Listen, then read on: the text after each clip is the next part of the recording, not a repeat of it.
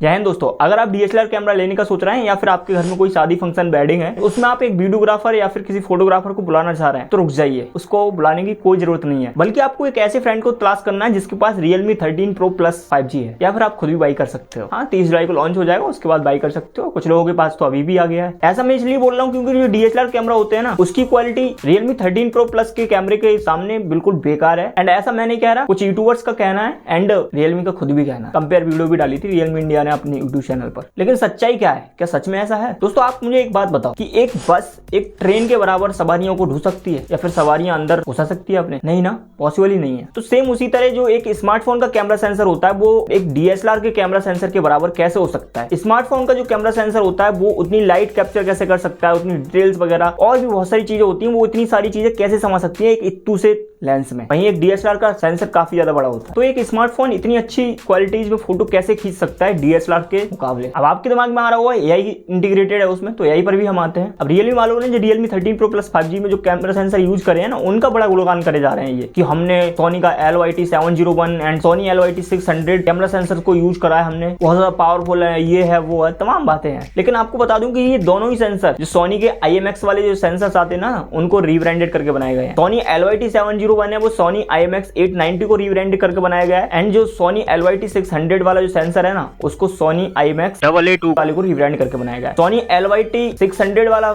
जो सेंसर है वो तो काफी सारे उसमें यूज हुआ है स्मार्टफोन्स में, लेकिन सोनी LYT701 है वो शायद Realme 13 Pro Plus में पहली बार यूज होने जा रहा है, जैसा कि मैंने रिसर्च करी उसके अकॉर्डिंग। हालांकि IMX 890 तो बहुत सारे फोन्स में यूज हुआ है, तो ऐसा बिल्कुल नहीं है कि जो सेंसर्स हैं वो पहली बार किसी स्मार्टफोन्स में आ रहे हैं, ऐसा बिल्कुल भी नहीं है। पहले भी बहुत सारे स्मार्टफोन्स में यूज हो रखे हैं, तो ऐसा और स्मार्टफोन वालों ने तो नहीं करा। तो ऐसा और स्मार्टफोन से क्यों नहीं करा? क्योंकि सेंसर्स तो वही यूज करे हैं उन्होंने। इसका कारण सीधा सा है, क्योंकि Realme 13 Pro Plus 5G में जो AI का इंटीग्रेशन करा गया है ना कैमरे को लेकर वो, लेकिन सवाल अभी भी वहीं पर है कि AI का इंटीग्रेशन होने के बाद क्या इतनी ज्यादा बेटर इमेज हो जाएगी कि डीएसएलआर को भी टक्कर दे देगा वो? तो ऐसा पॉसिबल है, तो ऐसा किसी सिनेरियो में पॉसिबल हो सकता है, लेकिन इसका मतलब ये नहीं है कि हर एक सिचुएशन में जो फोन्स के कैमरा होंगे वो ज्यादा बेटर होंगे डीएसएलआर के कंपेयर में। ऐसा बिल्कुल भी नहीं है, क्योंकि डीएसएलआर में आप मैनुअल सेट कर सकते हैं सारी चीजें, और सबसे बड़ी बात वही है सेंसर साइज। लेकिन काफी सारे ऐसे सिनेरियो होंगे जहां पर AI के इंटीग्रेशन से जो इमेज होगी वो ज्यादा बेटर हो सकती है डीएसएलआर से। अब देखो, इसमें होता ये है कि जो फोटो क्लिक कर जाते हैं कैमरे से स्मार्टफोन से, तो डायरेक्टली जो फोटोज क्लिक कर जाते हैं ना वो इतनी ज्यादा बेटर नहीं होते हैं, लेकिन पोस्ट प्रोसेसिंग के बाद, मतलब क्लिक होने के बाद, जब वो AI का इंटीग्रेशन उसमें करा गया है, AI से उसमें डिटेल्स डाली जाती हैं, कलर करेक्शन, जो मतलब जो एडिट करने वाली चीजें होती है ना, सारी चीजें उसमें AI डाल देती है। उसमें शार्पनेस, डिटेल्स, सारी चीजें,